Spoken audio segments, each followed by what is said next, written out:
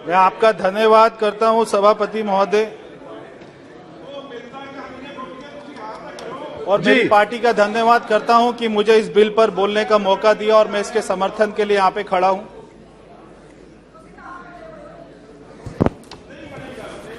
और मैं शुरुआत में ही सदन को बताना चाहता हूं, देश को बताना चाहता हूं, विपक्ष को बताना चाहता हूं, हम जिस दिल्ली की बात करते हैं वो एक यूनियन टेरिटरी है, कोई राज्य नहीं है। बार बार दिल्ली के मुख्यमंत्री द्वारा राज्य के अधिकार मांगना और ये सारा विपक्ष आज जो गठबंधन बनाकर उनको समर्थन कर रहा है, ये अपने आप में बहुत ही विचित्र की बात है। ना जाने कैसे कैसे अपशब्द बोलकर दिल्ली के मुख्यमंत्री ने, जो यहां पर कांग्रेस के लोग बैठे हैं, डीएमके के लोग बैठे हैं, जितनी भी पार्टी आज उनको समर्थन कर रही है, कि आज वो सारी बातें सोचकर भी बहुत ही अपमान सी स्थिति हो जाती है कि कैसी बातें गठबंधन को बोला। और आज ये सारे नेता उनके साथ में बैठकर मिलकर उनको सपोर्ट करते हैं। मैं अपनी बात को 2 लाइन से शुरू करूंगा कि जिनका विरोध करने राजनीति में उतरे, आज करने को गठबंधन उनके यहां पर प्राइवेट जेट से उतरे।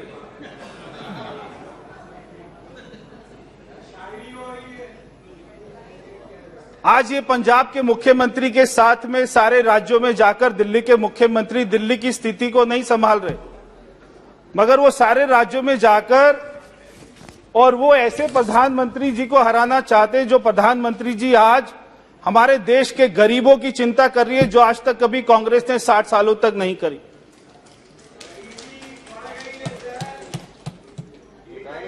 मैं बताना चाहता हूं कि दिल्ली, हम जिसको भारत का दिल कहते हैं, वो देश की राजधानी है और विश्व में जितने बड़े बड़े देश हैं, वहां की जो राजधानी होती है उसका संचालन का अधिकार वहां की केंद्र सरकार के पास होता है। हमारी दिल्ली में ये संसद भवन भी है, तो हमारी दिल्ली में सारी नेशनल एजेंसीज के हेडक्वार्टर भी हैं। हमारी राजधानी दिल्ली में सुप्रीम कोर्ट है, तो हमारी राजधानी दिल्ली में सारे विदेश के एम्बेसीज भी हैं। अब ये सारे अधिकार को चलाने के लिए किसी एक राज्य के मुख्यमंत्री, दिल्ली के मुख्यमंत्री को नहीं दिया जा सकता। जब आज हमारी राजधानी दिल्ली की बात आती है तो हमारे देश की छवि, हमारे देश की विश्वसनीयता, हमारे देश का वैभव, हमारे देश की प्रतिष्ठा, ये सारे अपना विश्व के पटल पर ताक पर होती है। जब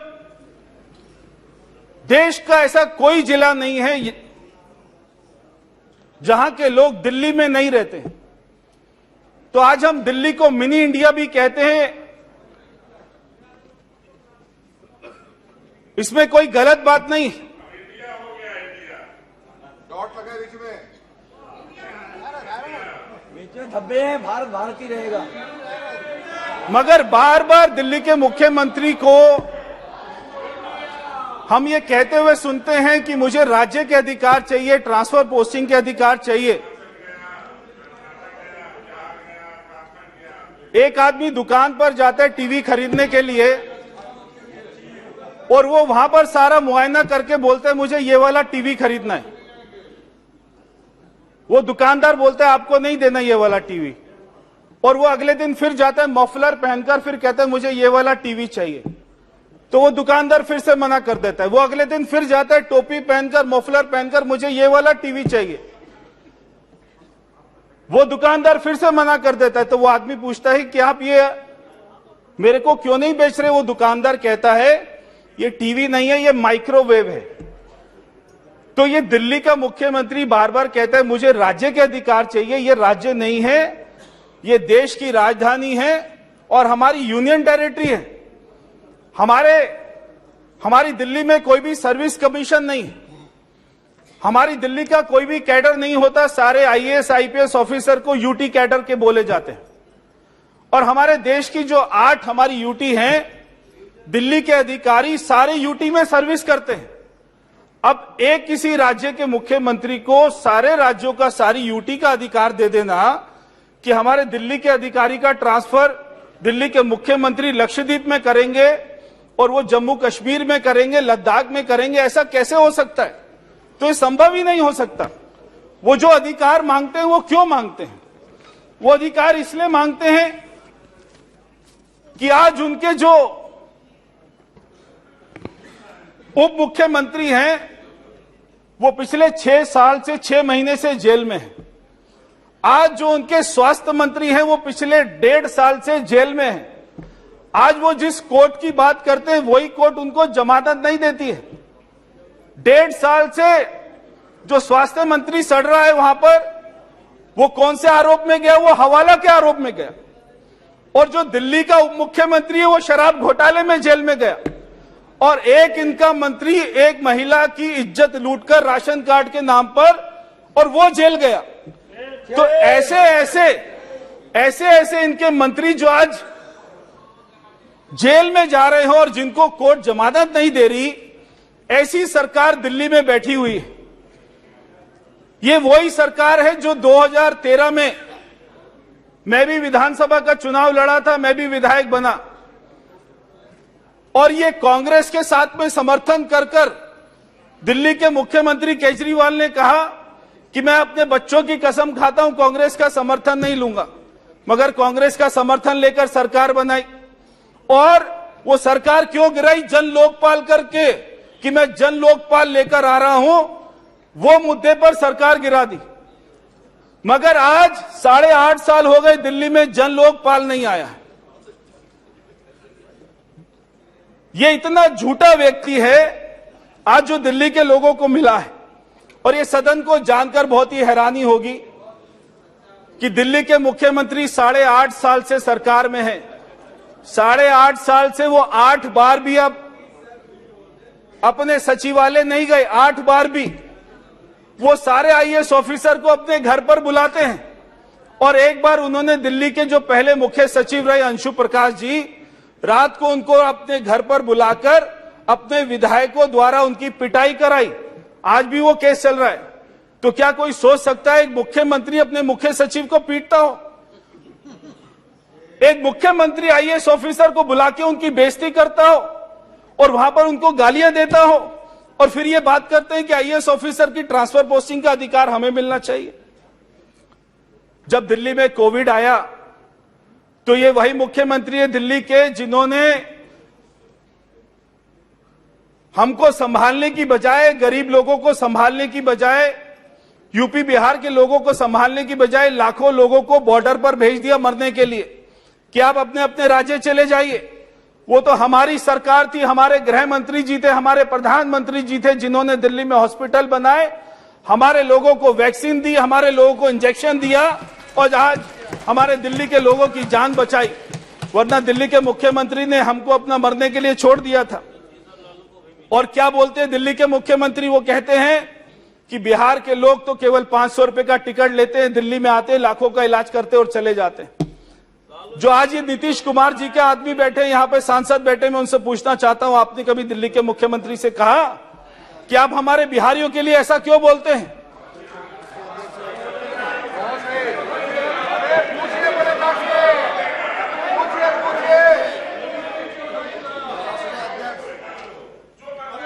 और दिल्ली के मुख्यमंत्री क्या कहते हैं? और दिल्ली के मुख्यमंत्री क्या कहते हैं कि ये जो तमिलनाडु से बच्चे दिल्ली यूनिवर्सिटी में पढ़ने आते हैं और वो यहां की सीटों पर कब्जा कर लेते हैं, तो मैं डीएमके से पूछना चाहता हूं, कभी आपने, जो आपका गठबंधन का साथी है, आपने कभी उससे पूछा हमारे बच्चों को दिल्ली में पढ़ने के लिए क्यों मना करते हैं? तो ये गठबंधन तो कर रहे हैं, वो इनको गाली दे रहे हैं, और जैसे ये बिल पास होगा ये सारा गठबंधन बिल्कुल ताश के पत्ते की तरह गिर जाएगा, ढर जाएगा। ये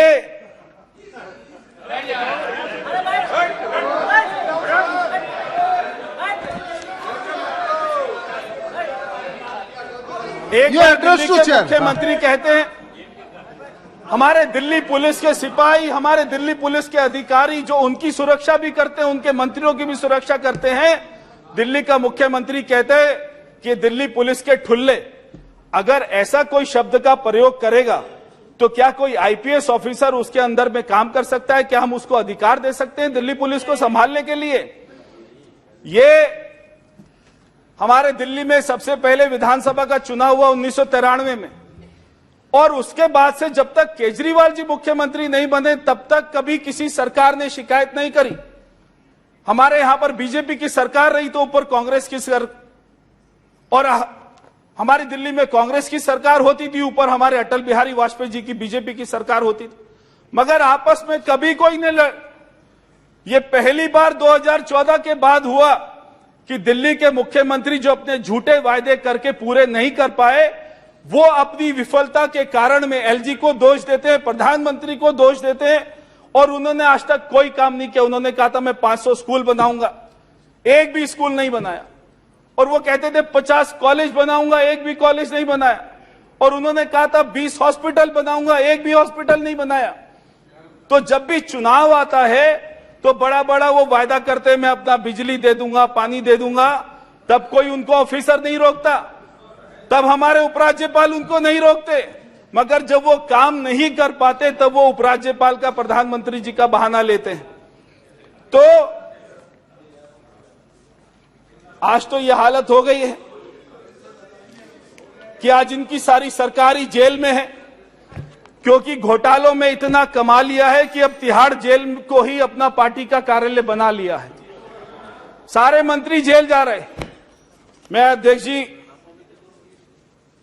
इस बिल का समर्थन कर रहा हूं, और यहां पर जितने गठबंधन के लोग बैठे हैं उनसे भी कहना चाहता हूं कि ये अगर आप जो इसको अधिकार देने की बात कर रहे हैं ना, अगर इसको अधिकार मिल गया तो अभी इसने पीछे एक हमारे दिल्ली में फीडबैक यूनिट बनाया था, और वो फीडबैक यूनिट में हमारे एलजी ऑफिस का, सभी सांसदों का, सभी बीजेपी के विधायक का, आईएएस आईपीएस ऑफिसर का इसने फोन को अपना टैप करना शुरू कर दिया था। अगर ये जो गठबंधन के लोग बैठे हैं, अगर आप उनको अधिकार दे देंगे तो आपके सारे फोन भी केजरीवाल टैप करेगा, फिर आपको अपना चिंता होगी। इसलिए मैं ये बिल का समर्थन कर रहा हूं, और आखिर में 2 लाइन बोलकर अपनी बात को समाप्त करता हूं कि अन्ना आंदोलन के वो महान असूल वो सारे यमुना में बह गए, और रामलीला मैदान से निकलकर सरजी आज केवल अपने विज्ञापन में सिमट कर रह गए। ये केवल विज्ञापन की सरकार है। 13,000 करोड़ रुपए के विज्ञापन से ये सरकार चल रही है, और कोई कारण नहीं है। इसलिए मैं सभी सदन का मैं हाथ जोड़कर कहूंगा कि इस बिल का समर्थन करें। धन्यवाद। बहुत बहुत धन्यवाद।